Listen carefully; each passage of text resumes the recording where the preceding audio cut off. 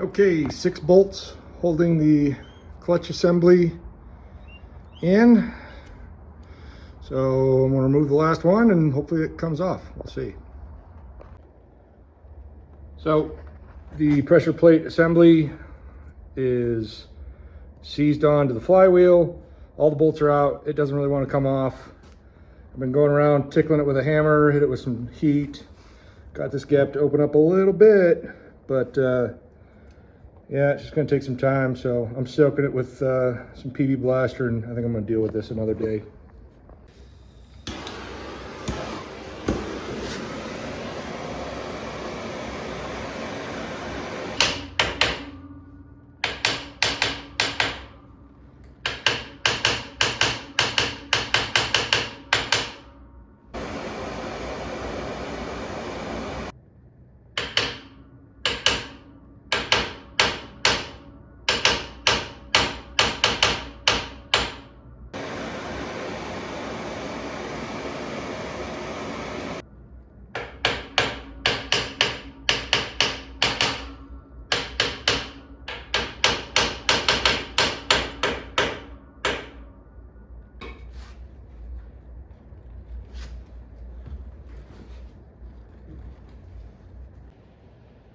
All right, this thing really didn't want to come out nicely, but I'm replacing this whole stupid assembly. So I ended up taking the bolts out of these little fingers, which were all kind of underloaded with springs.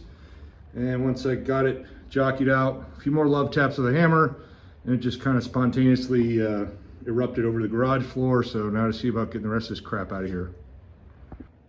Okay, it's out. Looks like the root of my issue here was this base of the pressure plate assembly. It's got these 3 lugs on it that were supposed to be sliding back and forth inside the flywheel, and they were just seized. So that was what I was fighting against this whole time. Took a bunch more hits with the hammer and a bunch of wiggling back and forth to get it out.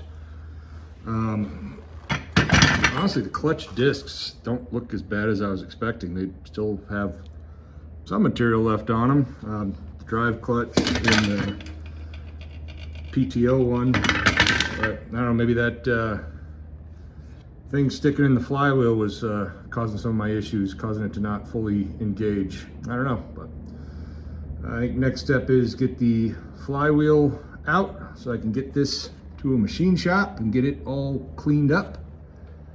And while I'm here, I intend to replace the rear main seal, just because it's surely very, very old and probably due for a replacement. Okay, flywheel is off at a machine shop getting touched up. I was going to replace the rear main seal, but I'm now not going to. 2 reasons. One, there's no evidence that this one in here is leaking, so might as well leave well enough alone. And 2, I ordered a replacement, but it's the wrong size. So I'm just gonna leave that alone and hope I don't regret that in the near future.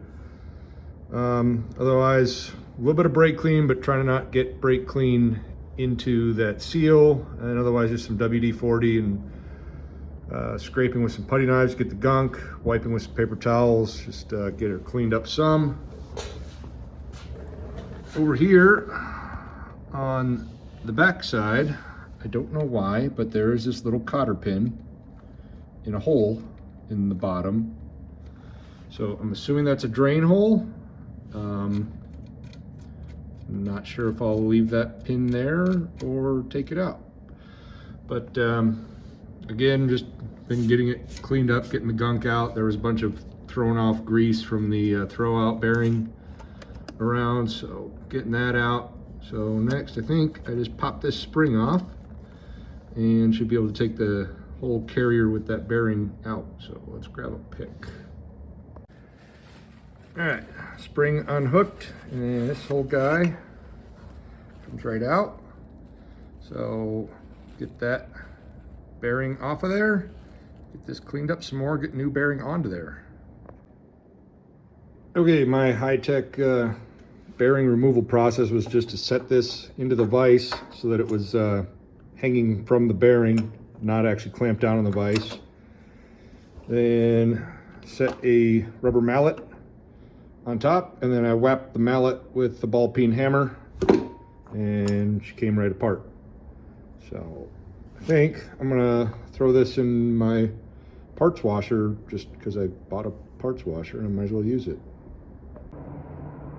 So in comparing my old bearing with my new bearing, I see my new bearing has a little notch on the inside. So I'm going to line that notch up with the grease inlet on the bearing carrier, assuming that that's a pathway for grease to get from the Zerk into the bearing.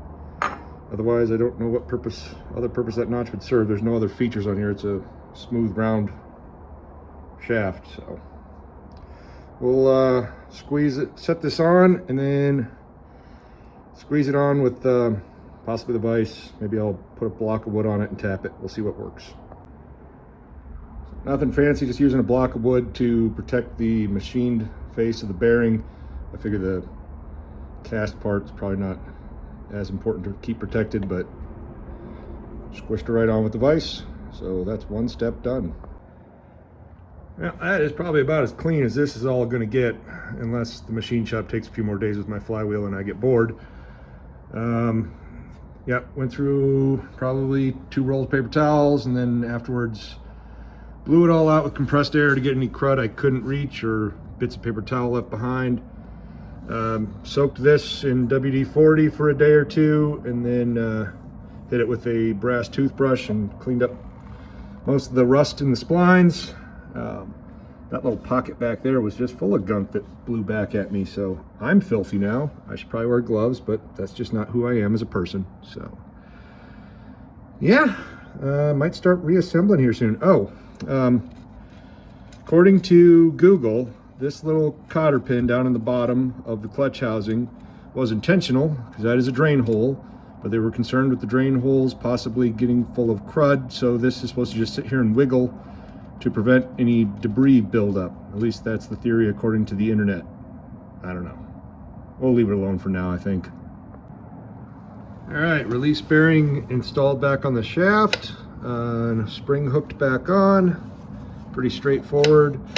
Pumped a bunch of grease through the bearing before I installed it, just to verify that it was flowing through and getting all the way inside the bearing. Probably cleared some of that excess up. Went with a light coat of anti-seize on the shafts. Some people on the internet said don't do it. Other people said they always do it. I figure it should help it from not getting as rusty as it was before, but don't want it too much because I don't want it getting spun off and getting on the clutch discs. But I mean, otherwise there's always going to be a little bit of grease going in here because you service that fitting every so often, and the excess just works its way out through the face of the bearing here, so there's always some grease in here. So, but hopefully that's enough to keep things from getting rusted and seized up like they were. Okay, flywheel back from the machine shop. I spent a lot of time cleaning up the 3 grooves where my old pressure plate was seized up in.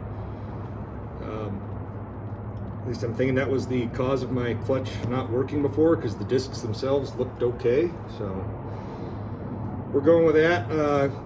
Clean it all up again with brake clean, get any oil residue off, with the exception of put a little bit of anti-seize in each of those 3 grooves just to make sure that things keep moving. New pilot bearing in. Service manual said talking about snap rings and other things and packing it with grease, but it's a sealed unit, this bearing was, that I got, and so was the old one that came out. So went in nice and easy. I put the bearing in the freezer for a bit and let the flywheel sit out here in the sun, and hit it with a little bit of propane torch to hopefully expand the flywheel, shrink the bearing. Tap that in with a hammer and a block of wood. Went in nice and easy. So now, if I've memorized the instructions correctly, we take our clutch disc with the long snout facing down. So that's in. The service manual lists a whole bunch of extra steps because they're assuming that you're rebuilding the pressure plate PTO clutch assembly, which I'm not. I bought this as a assembled unit. So hopefully this all goes together nicely, old parts and new parts.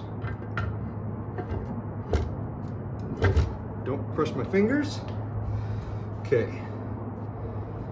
We've got our alignment tool that also came with the kit. There we go. All aligned. Okay, after consulting the manual several more times and my old man, here's what I came up with. So first I was skipping a whole bunch of the steps in the manual because the manual is describing rebuilding the whole pressure plate PTO clutch assembly, which I bought the whole thing together.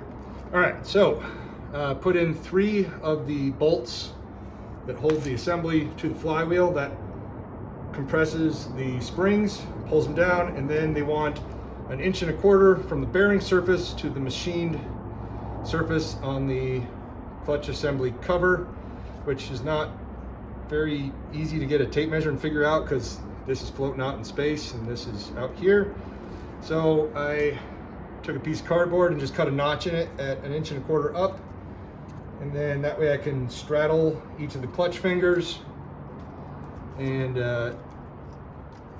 then each one just I don't know, maybe it was about a turn out on each of these nuts, which the original one that was in there was a double nut designed, one nut to lock the other one in place. These seem to have some goop on them, and but hopefully by loosening them up a little bit I didn't mess anything up. But as it was, they were all the fingers were sticking out a little proud, maybe 3/16 of an inch or so, which, as I envision it, could potentially cause the clutch to not release all the way, because that would be more pressure from the fingers onto the throwout bearing. I don't know. Anyway, so that's done. That's set now. Next step is, with keeping my tool inserted, remove these 3 bolts and then carefully pull the clutch assembly out, keeping everything aligned, and bolt the flywheel to the tractor. Just putting stuff together. Hush, Edward. Hush. I know. Okay, flywheel goes on. Shush. Alright, we got a little dowel thinger. Oh, don't pinch my fingers. Okay. And 4 bolts. And we want 85 foot-pounds. Let's see how we can keep this thing from turning.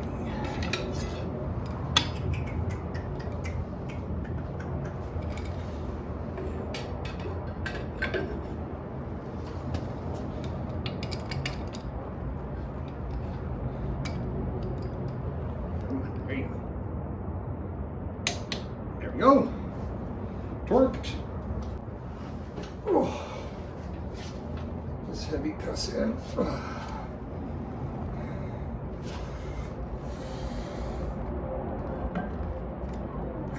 Come on.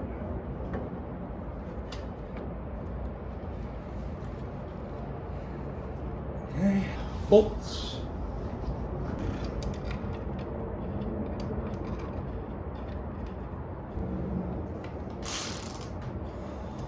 35 foot-pounds on these. This guy puts out about 25 foot-pounds usually. We'll go around as it sucks the pressure plate in to the flywheel.